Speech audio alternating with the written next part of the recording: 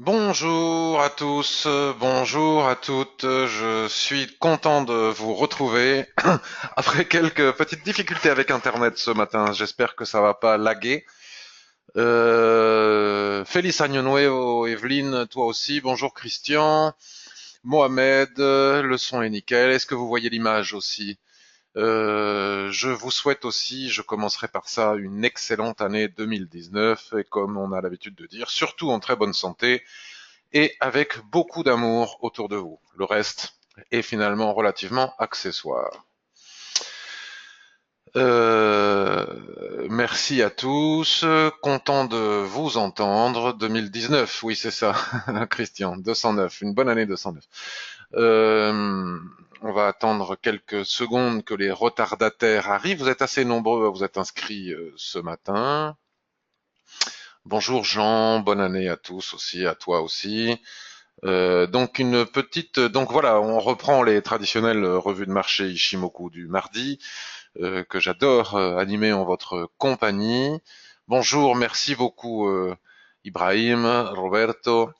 Euh, J'en profite, tiens, pendant que on fait venir ah non, ça c'est pas la bonne page pour vous faire vous mettre en avant ceci là, l'avertissement sur les risques que je vais mettre en surbrillance, qu'il faut absolument lire avant de faire quoi que ce soit. Et je vous rappelle aussi que ces revues de marché que j'anime ne sont pas un cours sur l'Ishimoku prétendant vous apprendre à utiliser l'Ishimoku. Je n'aurai pas le temps.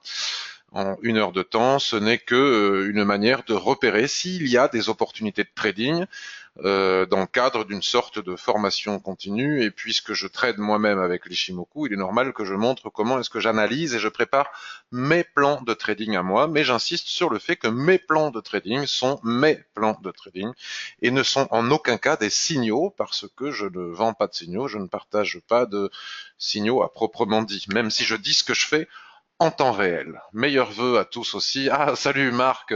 Oui, alors Mohamed, Marc, et vous êtes d'autres personnes. Vous êtes visiblement quelques personnes à ne pas avoir reçu la newsletter d'hier. Alors je ne sais pas pourquoi. Est-ce qu'elle s'est logée dans vos spams? J'en doute. Est-ce que c'est un bug informatique? Je ne sais pas pourquoi. Donc j'en suis tout à fait désolé. Voilà, bon, les retards. Alors, vous êtes beaucoup moins nombreux pour le moment que la quantité d'inscriptions, pratiquement moitié moins. J'espère qu'il n'y a pas d'autres bugs, mais enfin bon, ça n'a pas d'importance. On n'a pas besoin d'être extrêmement nombreux pour passer un bon moment ensemble. Donc tout le monde a vu l'avertissement sur les risques. Je n'ai pas reçu beaucoup de questions en amont, comme je vous invite à le faire concernant des demandes d'analyse. Donc j'ai reçu AUDN et GBP JPI. On va regarder ça et puis ensuite je vais vous montrer ma position AUD-USD que j'ai partagée en temps réel avec vous sur le forum hier. Je vous montre, hein, puisque vous savez qu'à chaque fois que je prends position, alors est-ce que c'est que ça?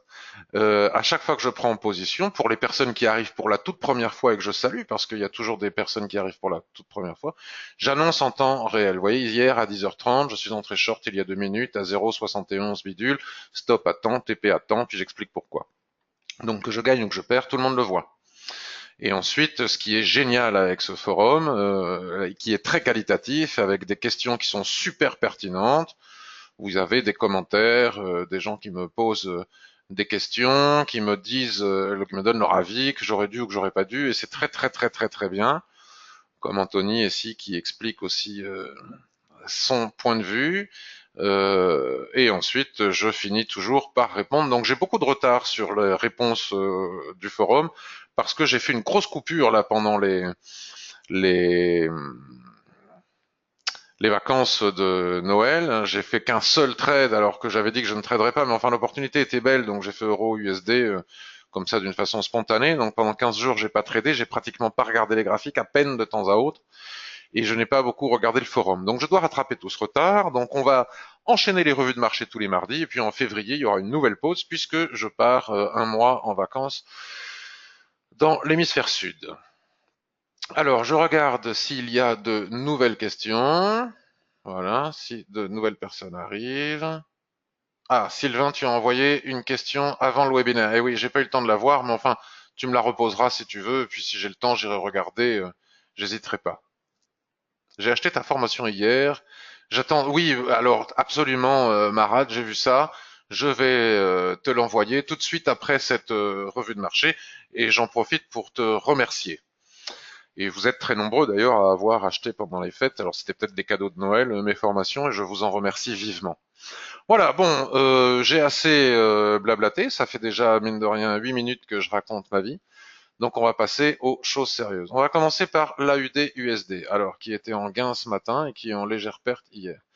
Donc, et ça va me permettre de répondre aussi à une question que m'a posée Sanders et d'autres questions qui m'ont été posées à ce propos sur le forum concernant les mèches excessives et donc du coup le tracé du range, puisque vous voyez que ce tracé du probable et potentiel range que j'ai tracé ici sur AUD-USD, donc c'est ma position annoncée hier, que vous voyez, que j'ai annoncé en temps direct, il ne correspond pas aux critères habituels, c'est-à-dire que habituellement on considère ici que le plat est SSB, parfois quand il est aligné ici au plat Kijun, attendez, veuillez m'excuser, j'ai un coup de fil, mais tant que c'est pas ma fille ou mon fils au collège ou à l'école, je peux couper.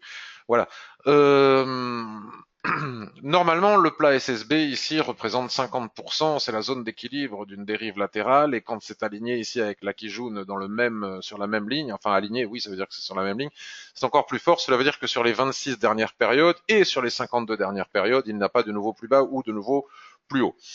Or ici, mais parce que c'est quand même, on peut. Alors, c'est une situation que j'ai pas prévue dans ma formation. Honnêtement, j'y ai pas pensé parce que ça reste quand même relativement rare d'avoir, et c'est très particulier au fait de Noël ou autre, quand il n'y a pas de volume, forcément, la volatilité est très forte, un peu irrationnelle. Et puis il y a aussi eu une déception par rapport à l'intervention de la BOJ, de la Banque centrale du Japon.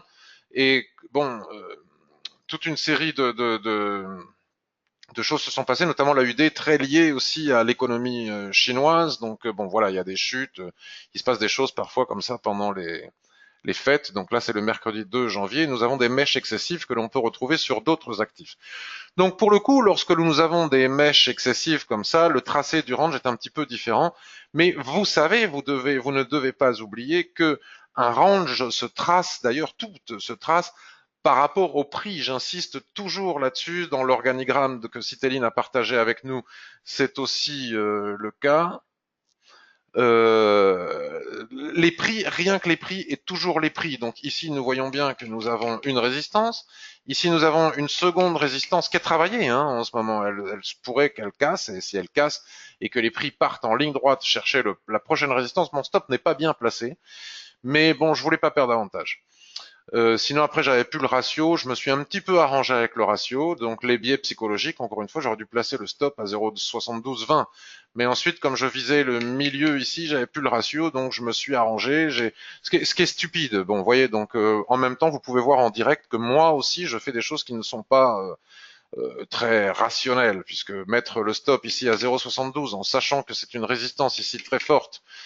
Donc finalement, si ce range casse, bon, il y a des résistances intermédiaires, mais bon, la probabilité pour qu'on parte chercher les 0,72 est importante, auquel cas je perdrais le trade ici, ce qui est un peu idiot. Soit je le plaçais plus bas, soit je le plaçais plus haut. Bon, maintenant il y est, et on n'y touche plus, parce que si on s'amuse à toucher au stop, on n'en sort jamais. Donc je disais que lorsqu'il y a des mèches excessives comme ça, le tracé du range est un petit peu différent par rapport à ce que je raconte vis-à-vis de la SSB, mais que les prix est rien que les prix. Donc nous avons ici un point de résistance, donc il est possible et facile de tracer la résistance ici. Le support, c'est plus compliqué, puisque pour tracer un support de range, vous le savez, je ne vais pas refaire le cours que je fais sur l'Ishimoku, il faut au minimum 2 points de contact. Mais grâce à l'Ishimoku et au twist du nuage, tout ça vous le savez par cœur, et si vous ne le savez pas, j'ai pas le temps de vous l'expliquer ici et maintenant, nous pouvons tracer avec facilité la borne basse. Mais le prix de clôture ici, il se trouve bien ici et non pas là. Mais les lignes de l'Ishimoku, contrairement aux moyennes mobiles traditionnelles et classiques, sont calculées par rapport au prix de clôture, donc par rapport au plus bas qui est ici. Pardon, je viens de dire une bêtise, par rapport au plus bas qui est ici et au plus haut qui est ici, et non pas par rapport au prix de clôture comme c'est le cas pour une moyenne mobile. Donc il est normal qu'en cas de mèche excessive ici, nous trouvions la possibilité de tracer un range qui normalement, vous voyez, si je prends les Fibos et que je mets ma SSB sur le niveau de 50%, je pars du plus haut ici, je prends les Fibos, tout ça vous le connaissez si vous avez suivi, et on voit bien que le point bas, il passe parfaitement pile poil au niveau de la mèche. En général, on a une mèche qui dépasse un peu sous le niveau de clôture, donc on met toujours, pour pouvoir profiter des ressauts et des soulèvements, ce que j'explique aussi dans mes formations, c'est-à-dire des mèches basses et des mèches hautes, parce que mèches hautes et mèches basses, parce que vous savez l'importance qu'ont ces mèches pour rentrer en position, ce que ça veut dire, les mèches. Donc à partir de ce moment-là, on met toujours la borne à quelques points du plus bas, mais on s'est bien servi du plus bas ou du plus haut pour tracer nos fibos et voir si le 50% s'aligne sur la SSB. Mais quand on a des mèches excessives comme ça, qui sont relativement rares, forcément, cette situation n'est pas possible. Et comme moi, je trace obligatoirement mes points bas sur les niveaux de clôture et non pas sur les extrémités des mèches pour pouvoir profiter des entrées en position du timing qu'offrent les ressauts et les soulèvements, c'est la raison pour laquelle vous voyez que mon tracé de range semble bizarre par rapport à d'habitude. Donc, avec cette explication, j'ai répondu à la question qui m'a été posée par plusieurs personnes sur le forum et j'ai aussi répondu à Sander qui me pose exactement cette question et qui me demande d'ailleurs d'aller regarder AUDN.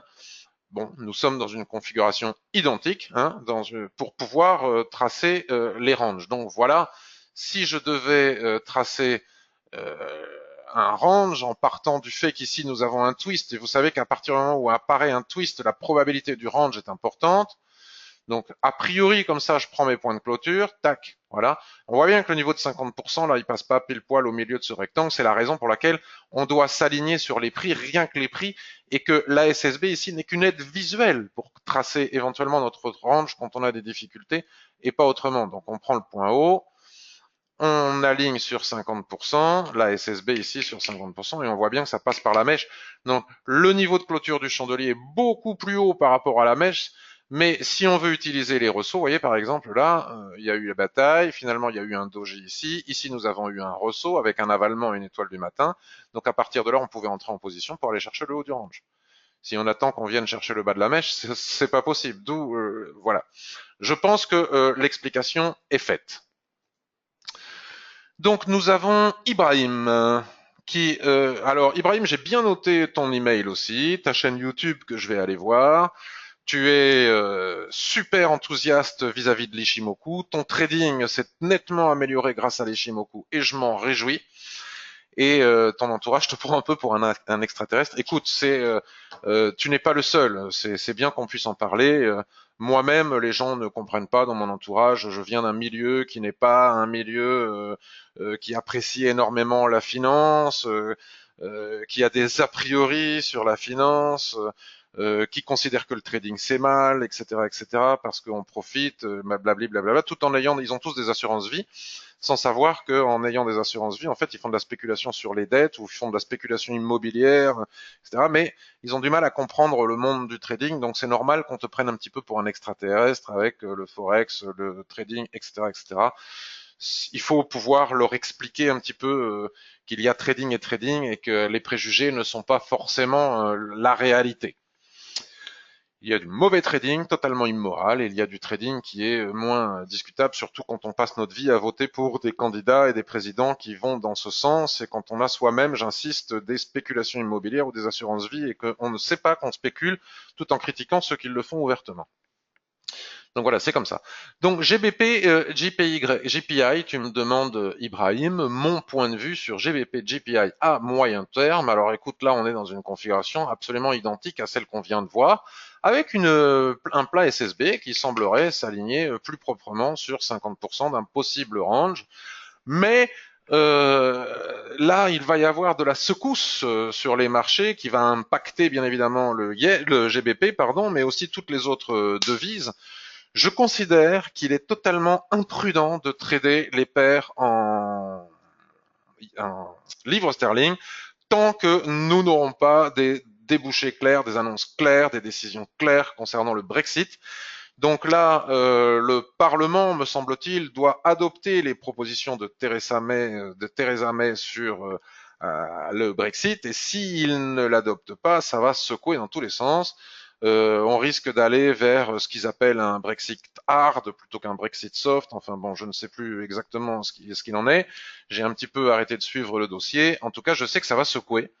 Et donc, toute rumeur avant même la décision du Parlement britannique, toute rumeur, toute déclaration, tout bruit, tout, n'importe quoi peut faire décaler la livre sterling dans tous les sens et nous faire perdre des trades et voire même on peut se confronter à des problèmes de liquidité, c'est-à-dire à des moments précis ne pas avoir de contrepartie pour racheter notre stop et à ce moment-là, si on n'a pas de stop garanti, nous pourrions même perdre au-delà de nos stops. Donc pour toutes ces raisons, je ne recommande pas, je recommande rien à personne puisque je ne donne pas de signaux, mais en tout cas je ne me le recommande pas à moi-même, donc je ne recommande pas aux autres de trader la livre sterling dans ce genre de conditions.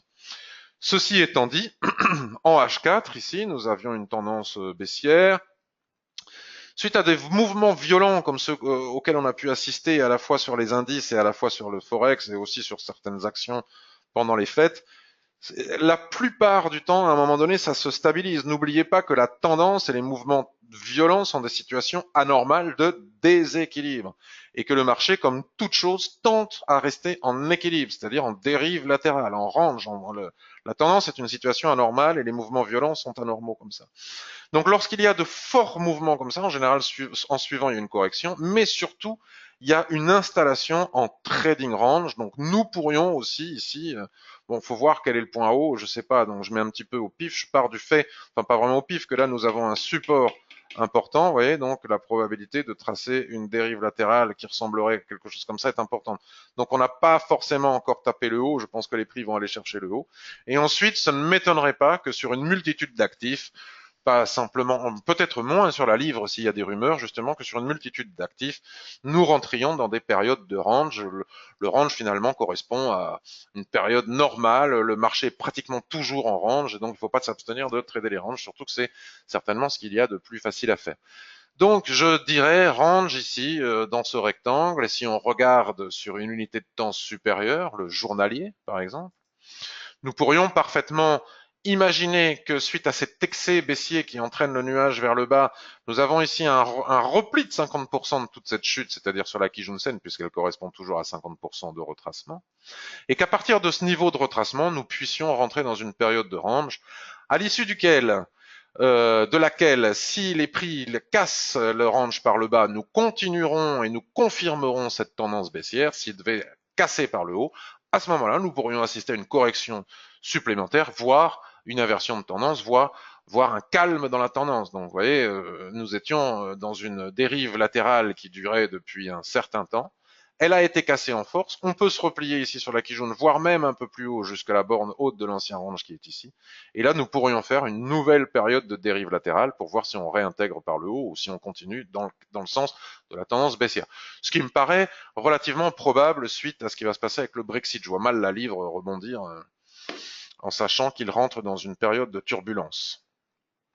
Je regarde si vous avez des questions et si vous n'en avez pas, si vous en avez, je tente d'y répondre et si vous n'en avez pas, je passe à la revue de marché pour analyser différents actifs afin de voir s'il est possible de trouver des plans de trading en insistant sur le fait qu'on n'entre pas en position en intraday à moyen terme et encore moins à court terme sans avoir lu le calendrier économique pour bien s'assurer de ne pas rentrer avant des statistiques importantes ou des discours de banquiers centraux ou autres.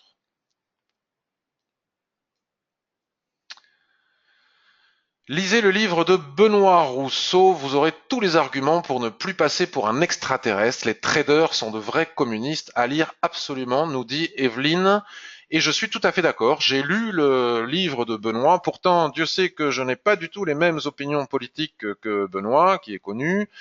Je ne les comprends pas parfois, ses positions, mais c'est ça qui est bien. Mais par contre, son bouquin, il est super bien écrit, il est drôle, il se lit en quelques heures seulement. Il est plein d'humour et il y a d'excellents arguments pour expliquer aux gens ce qu'est le trading, et notamment pour les gens qui ne comprennent pas que l'on fasse du trading. Peut-on faire le point sur les principaux indices? Avec plaisir, Marc. Oui, c'est français tout ça, Sylvie, absolument. Ok, j'irai voir le livre, dit Ibrahim. Parfait. Marat, le rebond ressemble à celui de l'AUD USD. Ah, oui, tout à fait.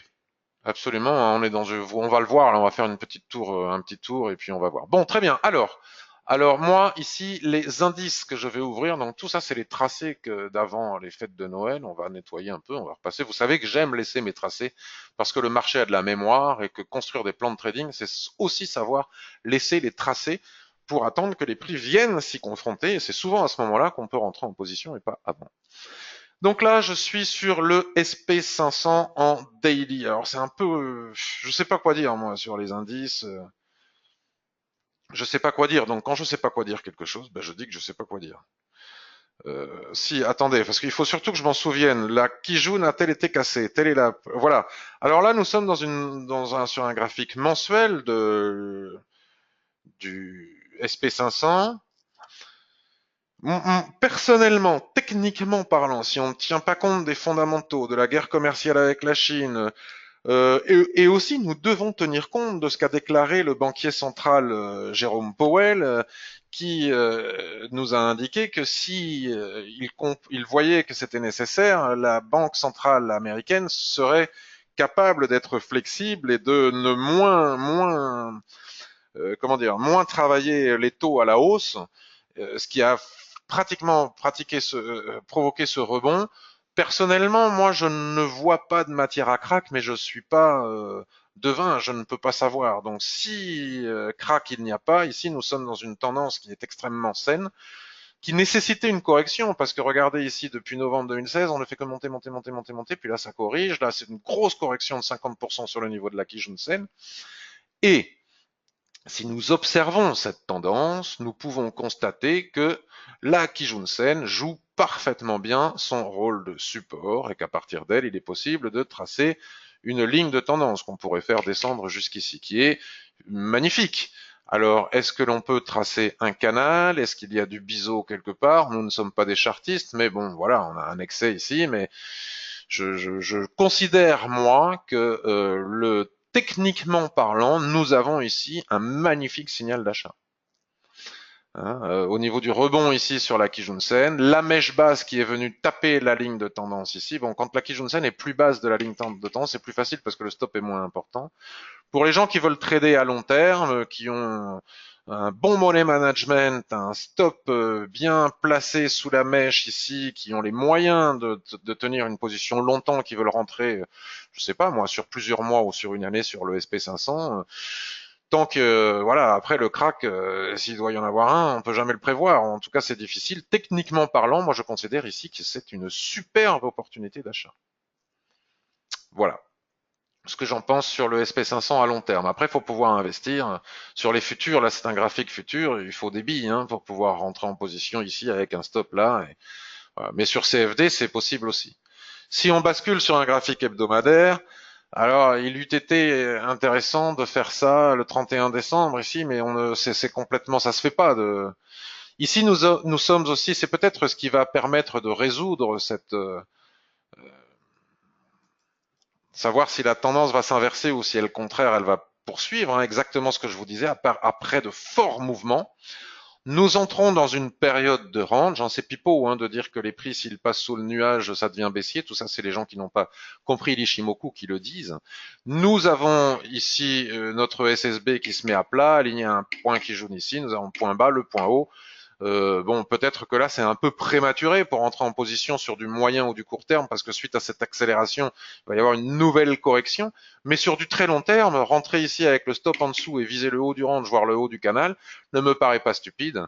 Et la sortie de ce range, de cette dérive latérale, nous indiquera si la tendance continue à suivre son chemin vers le haut. Si on sort par le bas, à ce moment-là seulement, nous pourrons parler de probabilité d'inversion de tendance. Mais pour le moment, c'est pas le cas, ça reste extrêmement haussier. Si on bascule sur un graphique journalier, je vais essayer de me dépêcher parce qu'il y a quand même pas mal d'actifs à faire. Je suis reposé, donc un peu trop calme. Bon, voilà, nous avons ici ce superbe avalement qui était un magnifique signal d'achat, tel que je viens de vous le montrer. Mais bon, pendant ces périodes des fêtes, ça ne se fait pas, il n'y a pas de volatilité, c'est idiot de rentrer en position. Alors si ça a réussi, c'est tant mieux. Donc là, nous avons un retracement au niveau de la Kijun-sen. C'est pas le moment d'entrer. Il faut voir ce qui se passe ici. Moi, j'attendrai que ça range sur une unité de temps inférieure. Alors, ce que je te raconte sur le SP500, je peux prendre plus de temps que sur les autres parce qu'après, ce qui est vrai pour le SP500 est vrai pour les autres. N'en déplaise à quelques personnes. Nous avons ici, regarde, une autre dérive latérale. Donc là, il est possible que nous atteignions le point haut. Vendre, pourquoi pas, hein, à court terme, mais bon, c'est pas ce que j'aurais tendance à faire. Moi, je préparerais un gros plan de trading annuel où j'attendrai que ça corrige davantage ici sur la zone d'équilibre. Marc, tu sais ce qui se passe hein, sur les zones d'équilibre. Donc s'il y a rebond ici sur la zone d'équilibre, tant mieux. Si les prix reviennent taquiner le bas du range qui est par là, à ce moment-là, envisager un achat hein, pour me placer avec peu d'argent, peu de levier, pour faire un investissement de long terme, pour profiter de cette magnifique tendance dont j'ai pas su profiter cette année. Donc une fois que ceci est dit sur le SP500, je vous disais que ce qui est vrai pour le SP500 est en général vrai pour les autres indices. Nous avons ici notre twist, nous avons ici notre nuage sur le Dow Jones futur en H4. Nous avons ici notre probable dérive latérale. Donc il y a de l'espace pour aller chercher. Donc ça se trade en intraday.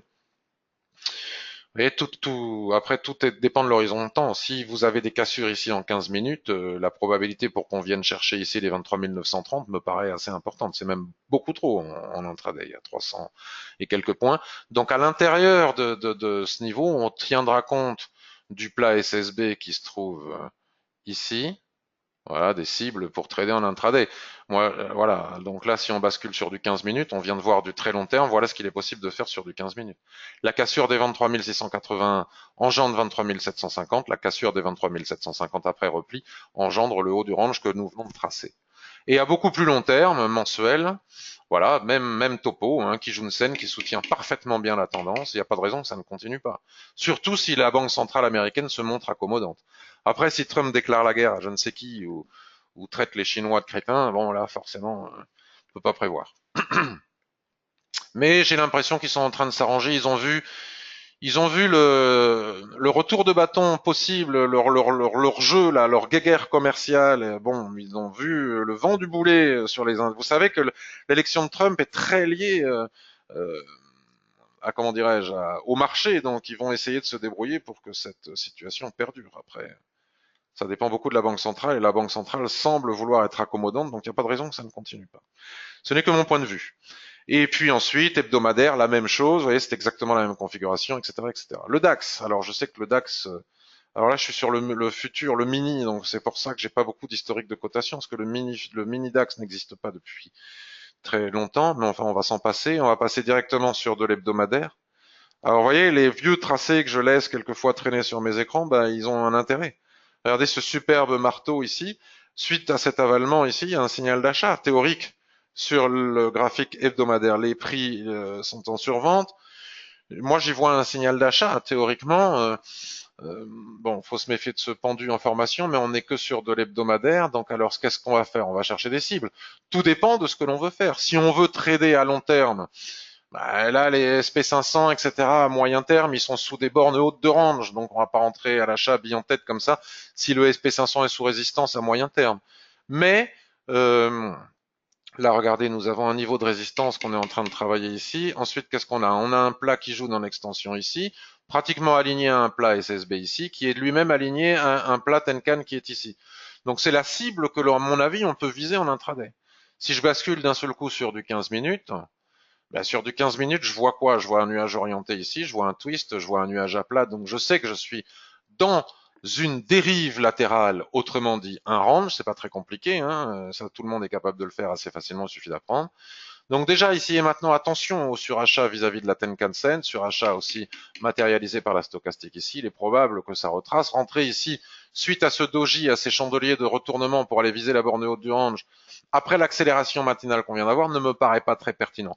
Par contre, en cas de repli sur la Kijun-sen ou sur la SSB, nous aurons probablement une opportunité pour rentrer à l'achat et venir chercher ici les 10 832 points. Et évidemment, il faut regarder les statistiques, etc. Puisque plus on trade à court terme, plus c'est difficile.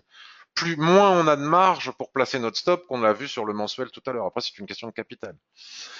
Si on venait à casser ici les 18 000, les 10 831, ben, vous voyez, les tracés d'extension de Kijun-sen, SSB, Tenkan, tel que je viens de le faire sur l'hebdomadaire et comme je vous l'apprends dans la formation, finalement, je ne fais rien d'autre que de moi-même que ce que je fais, ce que j'explique dans la formation. Ben voilà les cibles que l'on peut obtenir, cassure, repli, et hop, hop, hop, on va chercher ces cibles. Vous voyez, c'est pas compliqué. Pour du plus long terme, puisque je ne sais pas quel est votre horizon d'investissement, si je bascule en H4, je vois quoi? Ben, en H4, twist en train de se former. Donc là, il n'y a pas besoin de pousser mémé dans les orties. Il suffit de tracer un rectangle comme ça, on a notre SSB au milieu. Donc là, on a les zones intermédiaires qu'on a tracées qui correspondent finalement, vous voyez, qui correspondent. Donc là, voilà. Sur achat aussi, on attend le repli. Et puis, tant qu'on n'est pas arrivé ici jusqu'en haut, il y a de la marge pour trader à l'achat.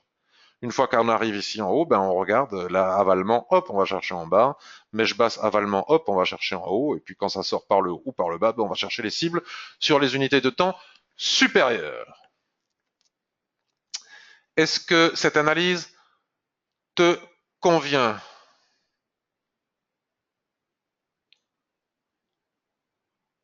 RARX, Sylvain, je ne sais pas ce que c'est RARX. RARX. Alors, je ne sais pas, Sylvain, si c'était toi, RARX. Les demandes d'analyse, il faut me le faire la veille par email.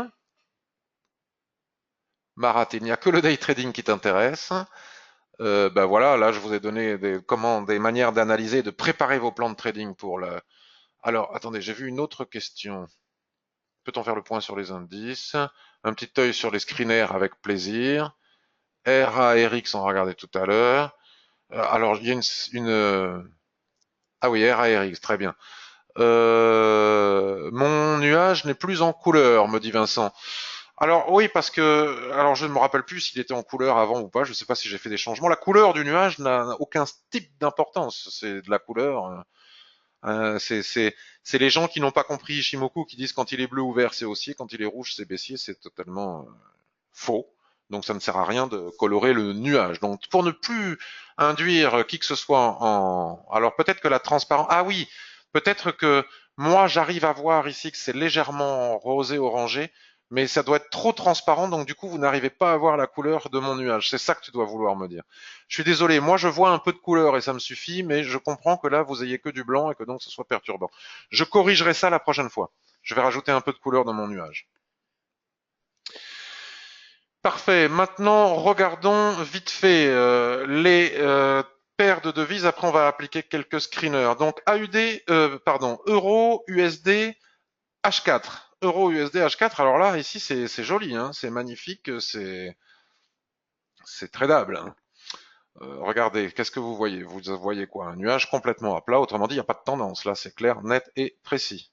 Il n'y a pas de tendance. Nous avons bon, que ça soit là où là, on s'en fout, sauf que vous arriverez ici, vous ne pouvez pas acheter ici, sachant qu'il y a un support juste en dessous et que en général, le marché ne voit pas forcément les ranges, les tendances, etc. Le marché, dans sa globalité, il est là, ah, il y a un support ici, on va le chercher, hein. C'est une question de psychologie de masse. C'est une question d'attitude moutonnière, le trading. Donc ici, c'est très joli.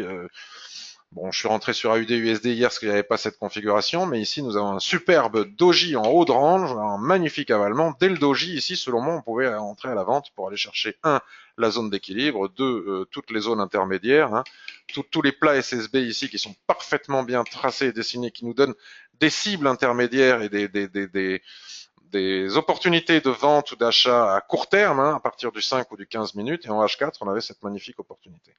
Alors après, si ça casse par le haut, moi j'ai pas changé d'avis, hein. Mon avis reste le même depuis des lustres. Je continue à penser que l'euro va finir par retourner chercher les 1,15, les 1,20, les 1,25. Mais ça, c'est à plus long terme.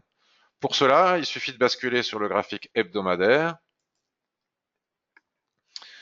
Constatez qu'ici, nous avons bon, les dérives latérales. Alors, la Kijun-sen ici, à un 15-12 pose problème. Alors, il y a aussi la Kijun-sen mensuelle hein, qui bloque complètement les prix depuis maintenant 3 mois. Oui. Mais si la Kijun-sen mensuelle venait à être cassée en daily, en hebdomadaire avant la fin du mois, je pense que les 1,1625, les 1,17, les 1,20, on verra à ce moment-là, seront en ligne de mire. Ici et maintenant, soit on s'abstient, soit on trade le range. Bon, là, il y avait un superbe signal de vente. Après, c'est pas parce qu'il y a des beaux signaux de vente avec des probabilités de réussite que ça marche à tous les coups. Mais avec le ratio et le money management, forcément, on finit par être gagnant sur la durée. C'est ça qui compte, c'est être gagnant à la fin de l'année. Pas là, maintenant, tout de suite, ça sert à rien.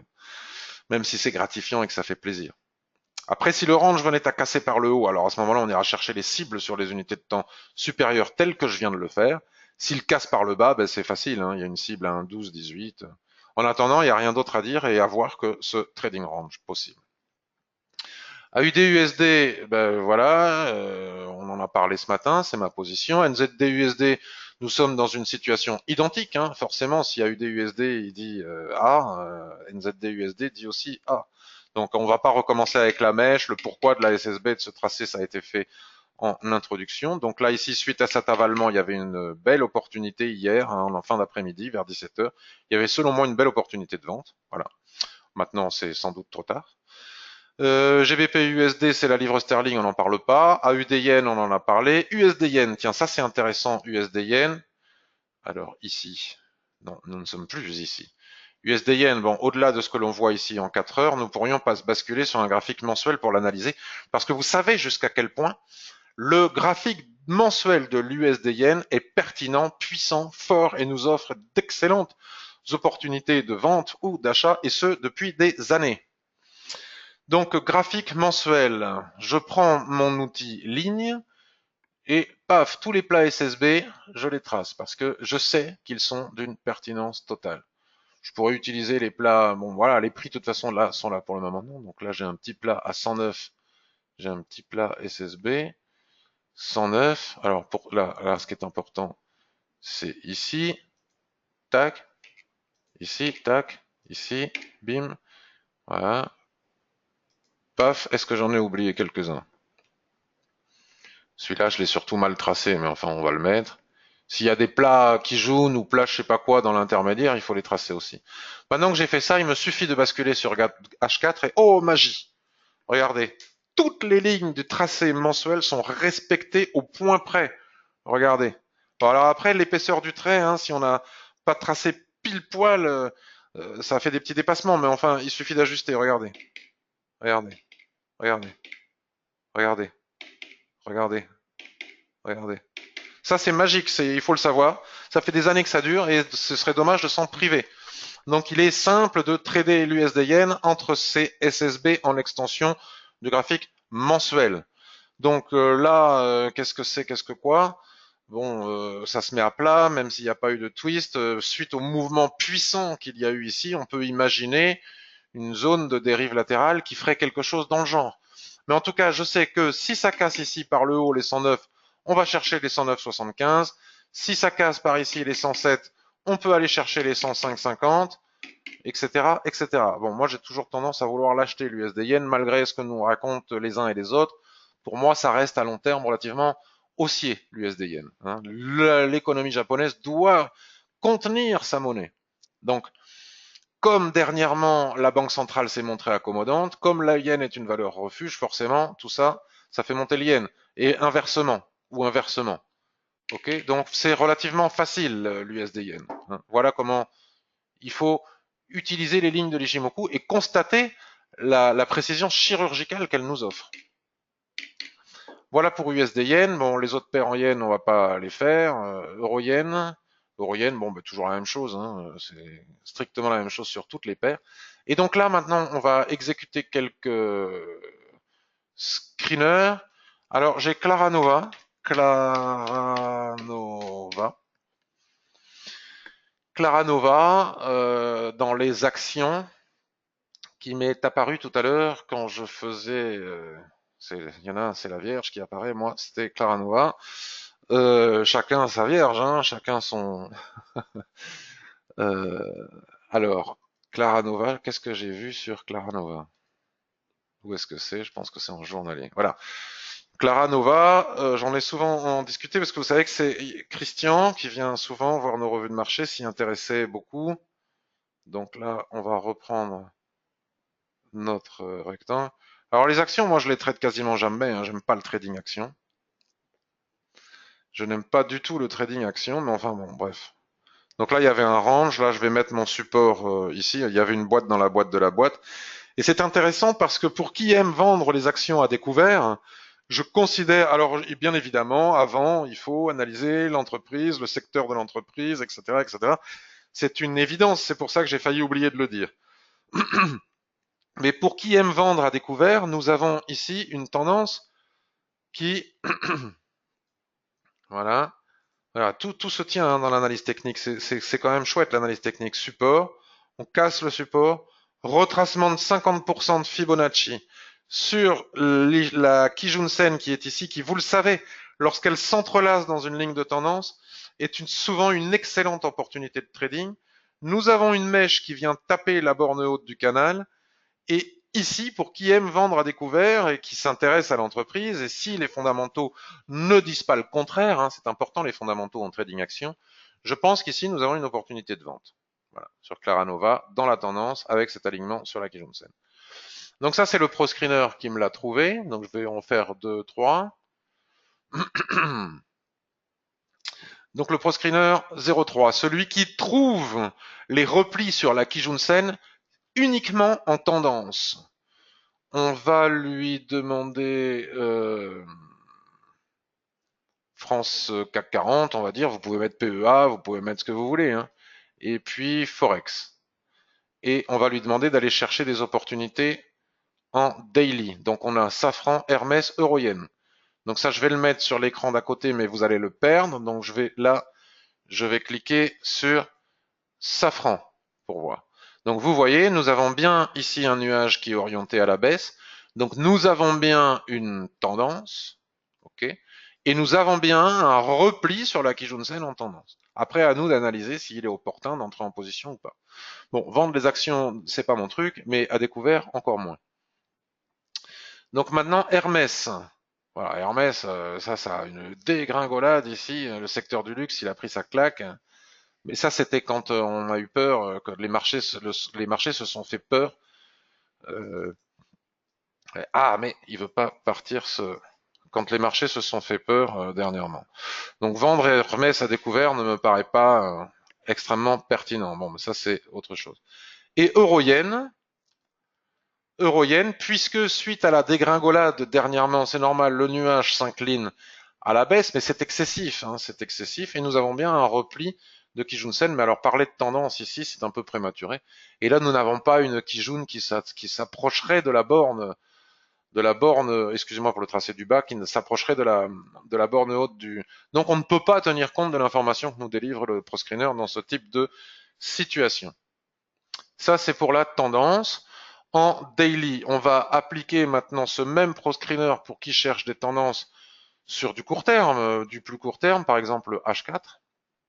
Donc je me mets en H4, je clique sur exécuter le ProScreener. Vous savez que ce ProScreener, je l'offre avec les personnes qui achètent la formation. Et en H4, il ne détecte rien. Il n'y a pas d'opportunité dans ce genre en tendance avec repli sur la Kijun. En H4, voyons voir si on trouve quelque chose sur du 15 minutes. Alors pas pour les actions, mais pour le Forex. Il y a AUD monnaie sud-africaine, donc ça ne se traite pas. CAD yuan, ça ne se traite pas. Donc ça ne nous intéresse pas.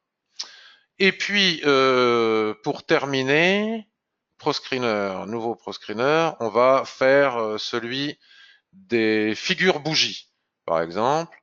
Alors, par contre, on va lui enlever le PEA parce que sinon il va en trouver partout.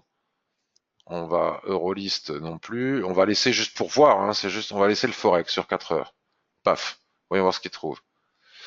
AUD Yen et Euro-Rouble. Alors, l'euro-rouble, je le traite pas, je sais pas si c'est suffisamment liquide, mais enfin, pour s'amuser, on peut quand même regarder. C'est quoi comme proscreener, j'ai dit? Ah, les figures. Donc, ce proscreener détecte, il est offert avec la formation chandelier japonais, il détecte les configurations de retournement en chandelier japonais, doji, avalement, à la stricte condition qu'en même temps la stochastique soit en survente ou en surachat. Après, on fait notre analyse Ishimoku pour voir si c'est pertinent. Et là, par exemple, c'est extrêmement pertinent puisque cette configuration intervient sur la borne basse d'un range. Donc, nous pouvons entrer en position. Si ça intervient n'importe où, au milieu de nulle part, ça n'est pas intéressant. Et AUD Yen, là, il voit des doji, vous voyez, il voit une succession de doji avec les stochastiques en surachat. Mais là, par contre, je ne vais pas m'y intéresser, bien que nous soyons sous résistance, parce que je sais que quand le marché, comme je disais tout à l'heure, voit une résistance juste au-dessus, en général, il va la chercher. Donc, cette configuration ne m'intéresse pas, contrairement à la précédente. Voyons si vous avez des questions. NJ et Hermès a chuté parce que je n'ai pas acheté le sac à 150 000 euros à ma femme. Eh ben, écoute, quand même. Alors, on m'a demandé RARX et maintenant NJ. Et l'Ethereum, c'est une crypto-monnaie. Ça, je n'ai jamais ouvert un graphique de l'Ethereum de ma vie, mais je vais le faire. Et ETHUSD, et on terminera là-dessus. ETHUSD, et on terminera là-dessus. Ça, je l'ai déjà dit, je sais pas pourquoi je le répète. RARX. RARX. RARX. Action Nasdaq, est-ce que c'est ça? Je présume. RA Pharmaceutical Inc. Oui. Alors, est-ce que j'ai les données? Alors, comme je ne me suis pas abonné au service des actions américaines, j'ai les données en différé. Donc, c'est pas top de 15 minutes, puisque je traite pas les actions européennes, il faudrait que je le demande. Donc, on va regarder. Alors, la première chose à faire, c'est bien évidemment toujours étudier le secteur d'activité. J'ai pas beaucoup d'historique non plus sur cette, alors ça doit pas être très vieux. Alors, qu'est-ce qu'on a là? Bah déjà, on approche d'une résistance des prix. Hein. Comme je vous disais tout à l'heure, il faut regarder les prix. Tac. Donc là, la probabilité pour que les prix aillent chercher les 24,80 est très forte, est très probable. Il n'y a pas de certitude, mais c'est une forte probabilité. Ensuite, on peut considérer que cette action dérive latéralement dans ce rectangle. Donc une fois qu'on va atteindre la cible ici à 24,80, ce qui est très fortement probable, sauf que rentrer maintenant n'est pas facile parce que bien que nous soyons, bon, ça c'est trois formes soldats blancs en train de signal de continuation, rentrer en surachat c'est compliqué parce qu'à tout moment on rentre ici, on vise les 25, on va dire, allez les 24,90, les 25, donc on fait une bonne analyse, sauf qu'à ce moment-là, paf, les prix retracent parce qu'on est en surachat et notre stop peut être touché pour que finalement les prix repartent chercher notre cible. Donc l'analyse est bonne. Maintenant, le timing n'est pas idéal. On n'entre jamais en position quand on trade avec les Shimoku, jamais lorsque les prix sont aussi éloignés que ça de la Tenkan-sen. Ça ne se fait pas. Parce que la Tenkan-sen a vocation à coller au prix, et dès que les prix s'éloignent un peu de la Tenkan-sen, regarde ici, dès que les prix s'éloignent un peu trop de la Tenkan-sen, vroom, retour de bâton, hein, dans un sens comme dans l'autre. Donc bien que les prix iront chercher les 25, rentrer maintenant est délicat. Si tu es déjà en position, faut pas. Alors si tu trades les sorties de range, donc les sorties de range, là t'as de l'espace, hein, t'as le temps. Tu attends que ça casse, tu attends le pullback, et seulement à ce moment-là, tu vas chercher ta cible. Donc pour savoir quelle est ta cible, ben, s'il n'y a pas de plus haut historique, c'est compliqué. Comme il n'y a pas de plus haut historique, il n'y a pas de ligne Ishimoku pour pouvoir s'appuyer. Donc dans ce moment-là, tu es condamné à utiliser les extensions de Fibonacci. On ne peut pas faire autrement. Donc tac, tu traces ici ton extension, paf, et tu as ta cible. Donc en cas de cassure, des 25. Ici, la prochaine cible est à 26 et la suivante, elle est à 35,46. Voilà. On peut pas faire autrement quand on est sur des plus hauts historiques. Si on bascule sur une unité de temps inférieure, admettons le journalier, alors on va enlever tout ça. On bascule sur le journalier. Bon, ben là, à la sortie de range, elle était là. Hein. À partir du moment où on avait, alors là, ça n'a pas fait de pullback en plus. L'idéal, ce serait, si les prix n'arrivent pas à atteindre les 25, l'idéal, c'est d'attendre un repli à la fois sur la Kijun-sen et sur l'ancienne borne haute du range, et à ce moment-là, aller chercher les 25. D'autant plus qu'ici aussi, nous avons une Kijun-sen plus ou moins proche de la borne du canal. Donc le repli pourrait se faire jusqu'ici, et à ce moment-là, si tu as des signaux de retournement en chandelier japonais, tu as le timing pour aller chercher ta cible. Donc deux opportunités, en cas de cassure ici des 25, ou en cas de repli ici sur cette entrée à 23,50. À 23,50 ben non, tu peux pas rentrer à 23,50 alors que tu as une 24,4. Enfin, tu peux, mais je rentrer à 23,50, c'est rentrer en total surachat, comme je veux le dire là. 23,50, c'est maintenant quoi, donc tu rentres en surachat. Si tu as de la chance, ça va y aller, parce que ça va probablement y aller. Maintenant, tu n'es pas à l'abri d'un retour de bâton, parce qu'on n'entre jamais lorsque les prix sont loin de la Tenkan-sen. En tout cas, quand on pratique les Shimoku. Après, si on pratique autre chose, rien n'est interdit et chacun fait éventuellement, évidemment, comme il le souhaite. NJ, Euronext, Panam, alors NJ, journalier. Alors, bon, là déjà, on avait un vieux rectangle, on va le virer. C'est pas... Alors là, cassure de résistance. Non, là, on est pile poil sur un plat SSB, ça pourrait être la cible. Et si cette cible lâche, bah, la prochaine cible elle est à 13,66. Mais là, on est sur une cible, hein. On est sur une cible. Là, le plat SSB ici, c'est la cible de la cassure des 12, des 13, 13,22. Si je regarde en hebdomadaire, oui, et là, c'est pareil que ce que je disais à Sylvain. Nous sommes fortement, très probablement, pardon, installés dans une dérive latérale qui ferait quelque chose dans le genre. Donc à partir du moment où ici, tac, on part, retracement au niveau de la zone d'équilibre, grand classique, pim, on est en train de casser la zone d'équilibre. Si ce chandelier Marubozu ici est confirmé, il y a une résistance des prix juste à ce niveau-là, qui est finalement rien d'autre que la SSB que nous venons de voir sur l'hebdomadaire, hein, tout se tient. Donc la cassure ici des 13,24 engendre très probablement 13,79, voire même 14. Donc pour ce faire, tu peux rentrer en position. Alors le timing, alors je donne pas de conseils, hein, je dis ce que je vois. Le timing de position, il faut que ce chandelier H4 confirme là déjà, parce que s'il ne confirme pas, on pourrait très bien avoir une mèche. Et tout ça, ça pourrait être retracé. Si on a une mèche ici, c'est plutôt vendeur, hein, pour continuer à tracer dans ce range. Là, nous sommes typiquement dans une sortie de range intermédiaire, mais sous résistance ici à 13,21.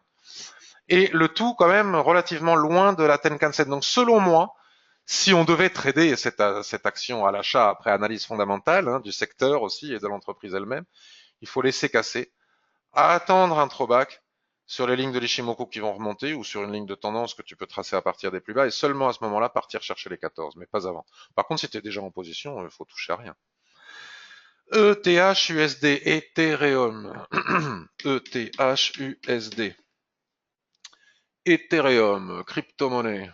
Alors ça, je connais pas. C'est la première fois de ma vie que j'ouvre. Bon, c'est comme le Bitcoin, ça se fait.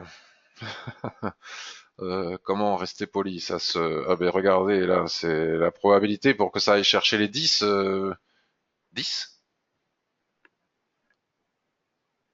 Comment ça, les 10? Attends, je comprends rien. Pourquoi on est à 145? 180. Ah oui, quand même. Ah oui, d'accord. Alors, attendez, parce que là, j'analyse un truc que je ne connais pas, hein. Bon, là, déjà, on ne peut pas ne pas tenir compte de ce plat SSB qui est ici, quoi, qui est le point zéro. Là, je vois pas ce qui retient les prix, ce qui a retenu les prix ici, ouais, à part ce petit niveau ici. Et là, on est sous la Tenkan-sen. Donc, si la Tenkan-sen casse, bah, peut-être que nous irons chercher la SSB ici à 214. Putain, c'est énorme les écarts, hein. Les écarts. Et 182 ici. Alors, si je bascule maintenant en journalier, ouais, je fais du basique, hein, je fais exactement, je connais pas le truc, je fais exactement ce que j'apprends dans la formation, hein, ni plus ni moins. Je trace les lignes partout où il y a matière à les tracer. Et après, en fonction de l'horizon de temps, on trade entre les lignes, hein, exactement ce qu'on vient de faire sur l'USD Yen. Ici, nous avons un twist, donc une probable dérive latérale qui ferait quelque chose comme ça, hein, approximativement. Donc là, on va virer cette ligne, mais comme je l'ai tracée sur une unité de temps, ah oui, si, je peux la virer. Je peux pas la déplacer, mais je peux la virer. Tac. Voilà. La cassure ici des 154,38 engendre, selon moi, une probabilité pour aller au moins chercher les 171. Puisqu'on part du bas du range, regardez, succession de doji, étoile du matin, enfin, sorte d'étoile du matin, avalement, zone d'équilibre, on la travaille, on la retravaille, tout ça n'est que du classique et du pur classique. On casse la zone d'équilibre, on va chercher le plat SSB qui est ici. Et là, nous avons une succession de doji qui pourrait sonner un retracement. Parce que c'est ultra baissier, hein, sur le long terme. Et en cas de cassure des 157, ici, il a forte probabilité pour qu'on aille chercher au moins les 170 qui sont ici. Forte probabilité. Mais qui dit forte probabilité ne dit pas certitude. En tout cas, là, attention, parce que comme ça a fortement poussé, mais enfin, c'est pas très... Hmm. Sans les crypto-monnaies, c'est pas mon truc, hein. Je connais pas, j'ai juste dit que selon l'analyse technique, le Bitcoin allait se prendre une gamelle, il l'a prise, mais bon, voilà. On voit bien, hein, que ça chute. On va tracer une ligne de tendance comme ça, voyons voir. Voilà, bon là, il faudrait que ça retrace au moins jusqu'ici, et en cas de cassure des 159, on a une probabilité pour aller chercher le haut de la dérive là-haut. Ok, J'espère que cette revue de marché vous a satisfait, qu'elle vous a été utile, qu'elle vous apporte un éclairage sur le marché. Euh, il y a des opportunités de trading, il faut être patient, que les prix aillent chercher les lignes qu'on s'est fixées. Va y avoir du trading range tout azimut et à mon avis ça va durer un certain temps. On va pouvoir trader les ranges confortablement un certain temps. Il faut juste attendre que ça se stabilise un petit peu. Et on a déjà eu des opportunités. Voilà. Voilà, mesdames et messieurs. Alors, Marat me demande si je trade les paires en futur ou en CFD. Alors, pour les indices, c'est des futurs. Pour les paires de trading, c'est le marché interbancaire. C'est pas des futurs. Ça existe aussi, hein, mais ce ne sont pas des CFD, c'est de l'interbancaire. Grégoire, j'ai répondu à ta question. Écoutez, je vous remercie en tout cas vraiment du fond du cœur d'avoir la gentillesse d'être revenu assister en live à cette revue de marché puisque vous pouvez le faire. C'est vraiment très sympa de votre part et merci du temps que vous m'accordez. Je vous souhaite une excellente journée et je vous remercie aussi de toute votre gentillesse. À très vite. Merci à tous. Bye bye. À bientôt. Et n'hésitons pas à continuer nos conversations sur le forum, même par rapport à cette revue de marché. Puis si vous la voyez sur YouTube, mettez des petits pouces parce que en ce moment il y a plein de trolls là qui s'amusent à payer. C'est un truc de fou, j'ai découvert ça, qui s'amusent à payer. On peut payer 10 euros pour mettre des pouces vers le bas aux gens qu'on n'aime pas. Merci Xtrade, merci Sylvie, merci à tous. Je vous souhaite une excellente journée. Je vous remercie encore de votre gentillesse et de votre patience.